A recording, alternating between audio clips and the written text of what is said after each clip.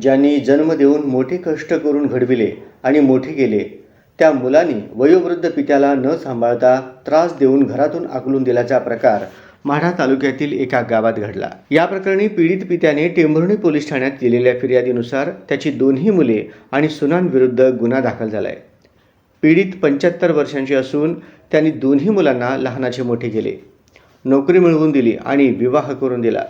आयुष्याच्या सायंकाळी मुलांनी वडिलांच्या आधाराची काठी होणे अपेक्षित असताना त्यांच्या नशिबी मुले आणि सुनांकडून शारीरिक व मानसिक जाच आला। शरीर झिजले असताना त्यांचे दैनंदिन पालन पोषण करणे दूर, पण मुलांनी जन्मदात्याला घरात राहणे मुश्किल केले। यात सुनांनीही हातभार लावला। एके दिवशी वृद्ध पित्याला थोरल्या मुलाने शिवीगाळ करून त्यांच्यावर फरशीच्या तुकड्याने हल्ला केला। धाकटा मुलगा आणि दोन्ही सुनांनीही शिवीगाळ करून त्यांना घरात पुन्हा यायचे नाही, घरात जेवण मिळणार नाही असे धमकावत त्यांना हुसकावून लावले। या प्रकरणी ज्येष्ठ नागरिक आणि पालकाचे पालन पोषण अधिनियम कायद्यानुसार पोलिसांनी पीडित वृद्धाच्या दोन्ही मुलांसह सुनांविरुद्ध गुन्हा दाखल केला।